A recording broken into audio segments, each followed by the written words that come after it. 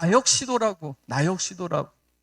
나 역시도 죄인이고, 나 역시도 연약하고, 나 역시도 질투가 많고, 나 역시도 내가 하고 싶은 대로 하고, 나 역시도 하나님 말씀에 순종을 거부하는 그런 모습들이 있다라고 생각할 때, 상대방을 볼 때 왜 저 사람은 저거밖에 못하냐고 손가락질 하지 않는다는 것이죠. 여러분, 우리는 자기의 배설물에는 관대하면서 상대의 배설물에는 못 견디게 괴롭고 더럽다라고 평가합니다.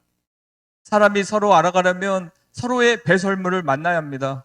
인격의 배설물, 성품의 배설물, 상처로 인해 생긴 배설물을 만나야 해요. 서로 주고받아야 돼요.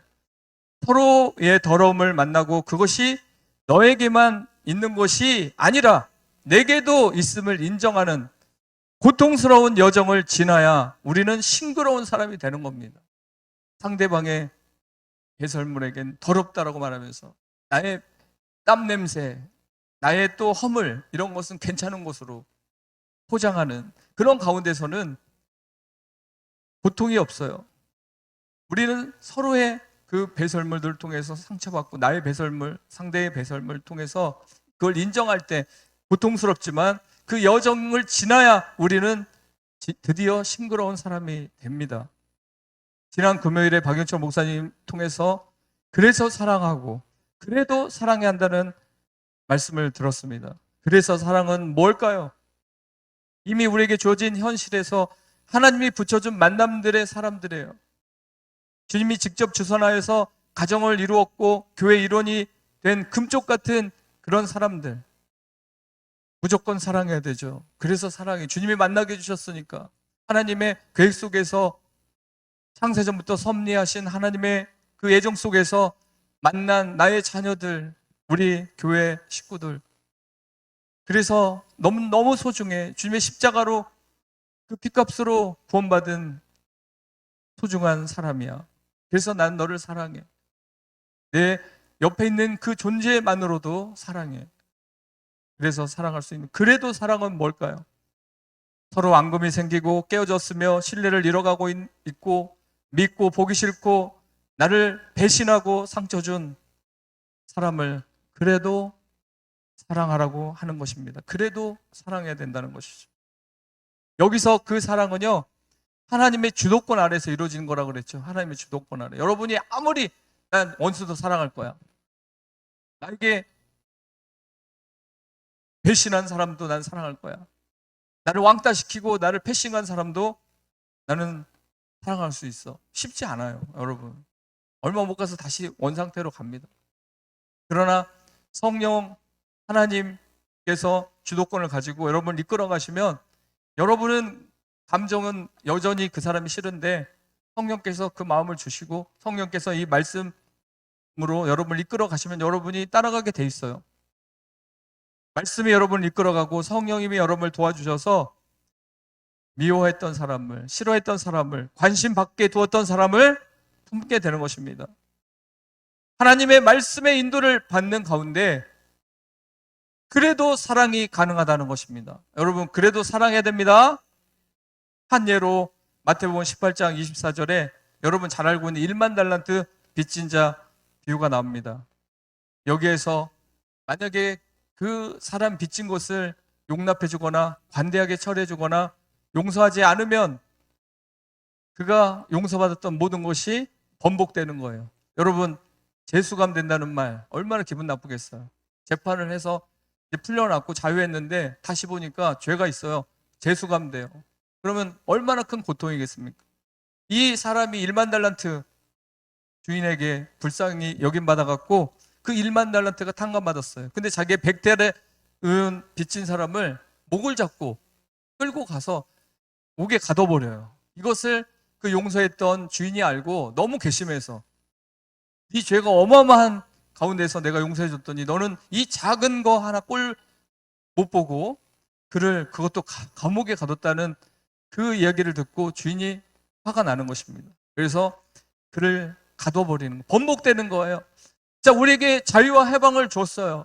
십자가를 통해서 우리에게 완전한 자유를 줬어요. 그래서 우리가 자유함을 얻고 막 너무 기쁜 거예요. 근데 나에게 해코지한 사람, 나를 미워한 사람, 나와 반대되는 사람을 막 죽을 것 같이 쏘아대는 거예요. 그때 하나님이 그걸 보고 난 너를 십자가에서 용서했는데 넌 지금 뭐 하는 거야? 넌 뭐 하는 짓이야?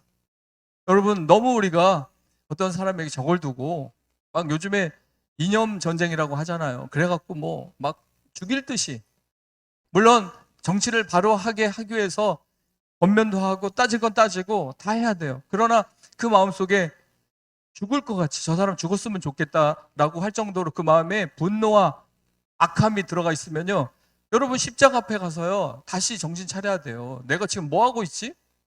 내가 정죄하고 있네?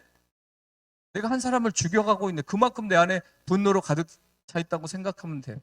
그때 십자가에 가서 내가 어떻게 구원받았고 내가 어떻게 용서받았는지 그 모습을 바라보면 다시 우리가 정신을 차리는데, 요즘 사람들은 십자가로 안 가나 봐요. 십자가로 가서 자기의 처음 모습을 보지를 못해요. 그러니까 죽기 아니면 살기로 막 싸우는 거예요.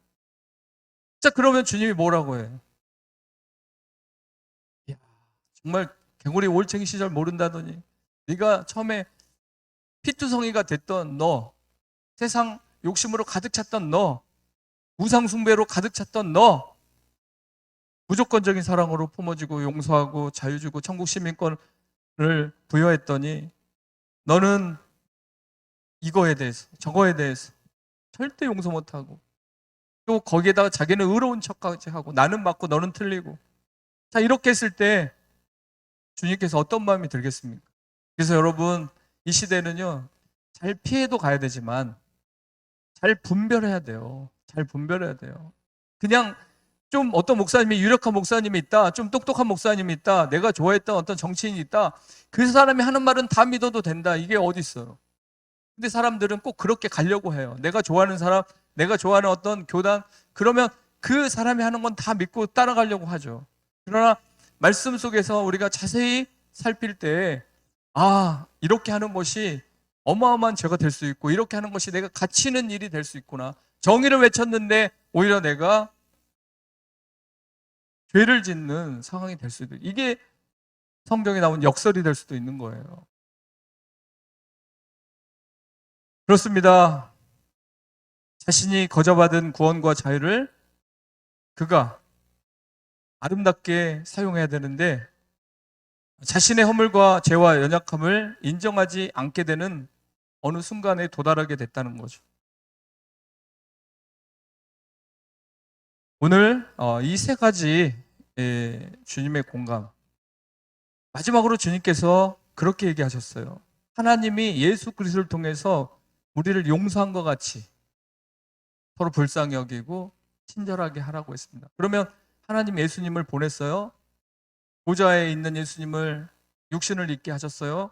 그리고 아무 죄도 없는 주님이 십자가에서 우리 때문에 달려 돌아가셨어요. 그래서 우리를 용서했어요. 그러면 그렇게 용서한 것처럼 너희도 용서하라는 겁니다. 여러분, 쉽지 않겠죠? 원리는 맞지만 여러분, 그렇게 사는 게 쉽지 않겠죠? 우리 크리스찬들이 뭐 1,000만이 넘은 적이 있었잖아요. 한국. 그리고 여의도 순복음에 뭐 70만이라고 하는데, 그 어마어마한 사람들이 이렇게 살았으면 저부터 이런 주님의 말씀을 가지고 친절하게 하고 사랑하고 불쌍히 여기고, 그리고 아까 말했듯이 내 배설물, 나의 악함을 인정하고, 그렇게 우리라는 테두리 안에서, 그 울타리 안에서 우리가 공감하며 살아갔다면 훨씬 더 주님이 기뻐하는 그런 교회와 나라와 가정과 여러분의 삶이 됐을 겁니다. 늦지 않았습니다. 지금부터라도 매일매일 미운 사람이 보이고 또 공감 전혀 할 수 없는 나랑 완전 다른 그런 사람이 만나도 항상 십자가를 바라보면서 저 사람이 저렇게 된 이유는 분명히 어떤 계기와 상황 있었을 거야. 참 불쌍하네. 그렇게 먼저 바라보고 저럴 수밖에 없는, 저런 행동을 할 수밖에 없는 저 사람을 불쌍히 여기라고 했습니다. 불쌍히 여기고 우린 기도하고 그가 돌아올 때까지 우리는 기다려야 됩니다. 시간은 금도 되고 시간은 약도 됩니다. 결국 우리가 기다리다 보면, 기도하다 보면 언젠가 사람은 변합니다. 일찌감치 빨리빨리 여러분이 속단하고 안 돼, 저 사람은 이 사람은 돼. 이렇게 하지 마시고 시간을 통해서 기다리십시오. 저도 기다리는 게 있고 여러분도 기다리는 시간이 필요한 거예요. 무조건 지금 당장 뭘 내놓으라고 하지 마시고 기다리고 기다리는 가운데 주님의 공감으로 같이 공감, 사역과 비전에 대한 공감이 우리 행복한 가족들에게 이루어지고 그 다음에 언제부터 저렇게 되었을까 하는 안타까운 마음으로 그 사람을 추적해 나가면서 그를 이해하고 그 다음에 그래도 사랑하고 그래서 사랑하고 용서하고 나가는 저와 여러분이 되기를 예수님의 이름으로 간절히 부탁드립니다.